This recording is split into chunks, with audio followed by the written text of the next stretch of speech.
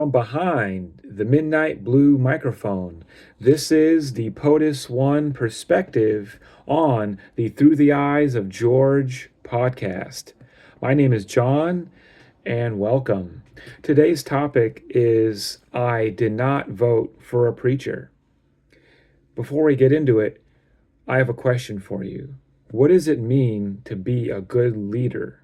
What does it mean to have people look up to you? Respect, dignity, integrity. Okay, those are good qualities. But as a politician, someone who's in charge of things, running essentially a corporation, what do people need from their politicians? They need trust. Yeah, that is correct. But do they need to be perfect? And that's where this I didn't vote for a preacher concept comes in. When you vote for someone, do you vote with your pocketbook? Do you vote with the idea that these people are encased in marble and are untouchable and that they have to be perfect like a demigod? Well, in the last 30 years, in the last 28 years, we have had George Bush Sr., 4 years. We have had Clinton, 8 years. We have had Bush Jr., that's another 8 years, and Obama, another 8. So that's about 28, 30 years. Now, with that being said, Donald Trump, this entire time, has been building his business, his real estate development. He was in a ton of movies, cameos. Everybody loved him. Everybody thought that he was just the greatest thing ever, right? But it wasn't until he became president in 2016 that everybody started to hate him. It's because he's not a part of this club. He's not a part of this society of people that globally want to run the world, the few to the many. And people don't like that because Donald Trump, whether people like it or not, has the America First mindset. We're giving out billions of dollars to people in other countries for these endless wars. For what? What do we get out of it? Nothing. Except we get to bring home the bodies of people who passed away, soldiers, because we fought in these endless, silly, dumb wars. For what, again? What did we get out of it? And people are sicker. We have more hospitals, more food is available. Big Pharma is advertising more than ever. For what? There's more heart disease, more Alzheimer's, more diabetes than ever before, more obesity than ever before. People's immune systems cannot fight disease off than ever before. Why is that? It's the food. That's the next war in this country. Besides the currency and the money, it's the food. But who is in charge this whole time? It's this club. The Bushes, Clintons, Obamas. And people don't want to talk about that. They want to blame everything on Trump. Trump was only there for 4 years. So why are we blaming him? You know, we're poisoning our food with all these chemicals. This trash food. Why do you think people can't get healthy? Because they're eating generic trash food sprayed with chemicals in the air, on the plants that then are highly processed, GMOs, highly processed meat that doesn't really do much for you because it has pumped with all these chemicals. Why do you think people are sick too? They also are drinking tap water with fluoride and all these other chemicals that aren't good for you, that calcify glands in your brain, to then you're not able to think clearly, and then it numbs the thinking, and then you watch the TV and think, oh, I gotta vote for this person, vote for that person. But then when something comes along that could be better, you think, oh, that's different, so that must be bad, so I got to keep voting for the same politician, the Bushes, the Clintons, and the Obamas. They're all the same. The only difference between them and Donald Trump is not a part of their club. Donald Trump wants to put America first. The drug and fentanyl epidemic, or crisis, you could say. Let's look at my computer here. And it was steadily going up, fentanyl. And this is from the National Institute of Health, from the National Institute of Drug Abuse website. 2014, 2015, it started to go up, fentanyl, opioids, right? Spiked 2015 to 2016, 7, and it started to kind of level out, sort of, but still steadily going up.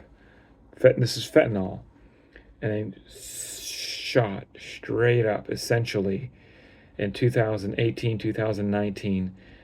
Steadily went up again 2020, 21. 100,000, around 80,000 to 100,000 people. I don't understand why people can't see that. Oh, it's because they don't want, it's their lobbyists. They don't want to admit and have accountability that, oh, so we have this problem, so they're going to blame it on Donald Trump. Well, didn't Donald Trump want to close the border, the southern border, the northern border, and like have more security there, and then definitely, in my opinion, more security on the east and west coast, because drugs and trafficking, human trafficking, does come on in more heavily in the coasts as well as the southern border as well. So why is it that people don't want to talk about that? The drug trafficking. Oh, that's mean and racist, xenophobic. But we have a problem. You don't want to talk about the drug problem with people dying from opioids that are being smuggled in on the west and east coast as well. And people say that Donald Trump is racist because he used the term coyote. Coyote is a trafficking term for people who smuggle people and drugs. It's not a racist term. And then another thing is the Charlottesville riot situation. There were people there who were innocent bystanders observing the situation. So those were fine people, good people. Then there were people like Antifa, which is a domestic terrorist organization, and Black Lives Matter, which is also a domestic terrorist organization because of what they did burning down our cities in 2020.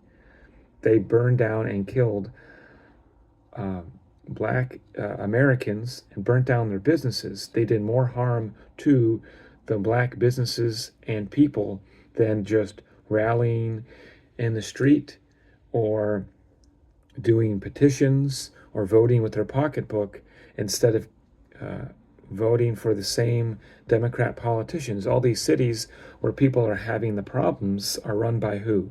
Democrat politicians. The same politicians where they keep voting for the same thing the last 30 years in the Bushes, Clintons, and the Obama era.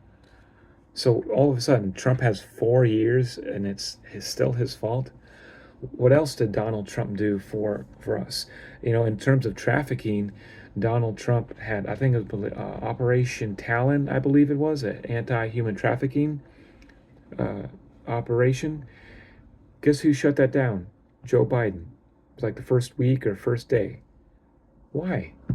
Oh, because he wants to open the border, southern border, east and west coast borders.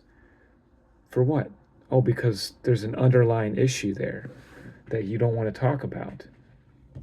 So Donald Trump also, look at my notes here, there was more funding for HBCUs, historically black colleges and universities, than any other president. I think he allocated, was it around $360 million, more than Obama.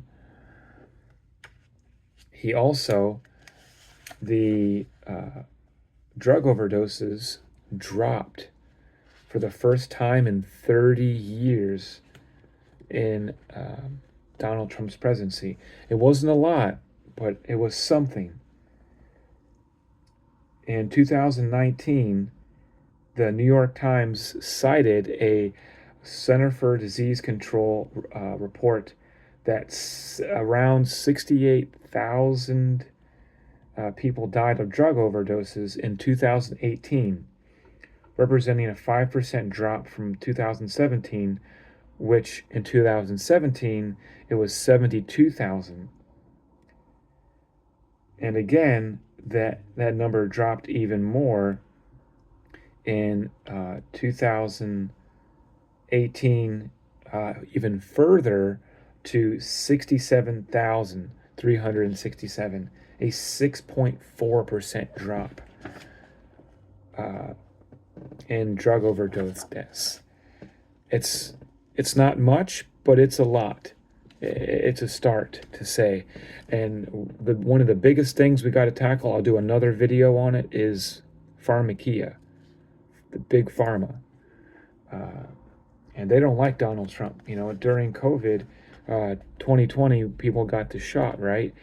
And people were saying never Trumpers, or rhino Republicans saying, oh, well, my family died, or Donald Trump didn't do enough.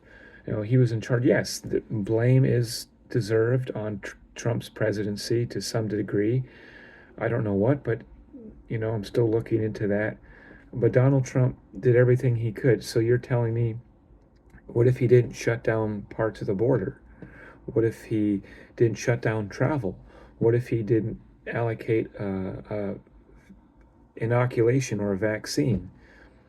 You'd say he didn't do enough. What if Donald Trump didn't also provide other ways to get healthy and talk about it, like antichloral antibodies, or ivermectin, or hydrochloroquine, or other natural holistic remedies, black seed oil, sea moss, shilajit, all these other things that people can use for getting healthy, exercise, not eating junk food. You know, I think people want to blame Donald Trump for everything when people make their own choices. And, you know, the people that were in charge of COVID and the disease, they had the patent for that in like 1990 or 1999 or 2000 or something like that. And they want to say they had a vaccine right away with Operation Warp Speed. You know, if we didn't have that, we probably would be in cattle carts, or we probably would be in FEMA camps or something. That's my opinion. I'm not saying the vaccine was good. I don't think it is, but I'm just saying that Donald Trump made everything available, different types of medicine and remedies, plus the vaccine in 2020. And I know people don't want to admit that, but it's true. And people made the choice to get in the car and go to the hospital or clinic to get, go and get the poke in the arm. They did that. And the news told them. The news was run by who? Mostly the mainstream liberal media. And the poverty rate for Black and Hispanic Americans dropped to an all-time low in 2018. You know, I'm not saying Donald Trump is perfect, because he's not, but I do think people need to give him more credit where credit is due.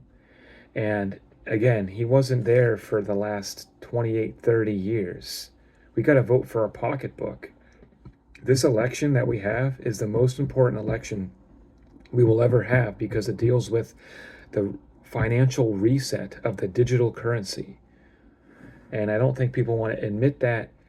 And for more information about Donald Trump and what I think about it, check out my book, On the Banks of the Potomac. And then also POTUS 1, available. Both of these books are available on Amazon in the book category.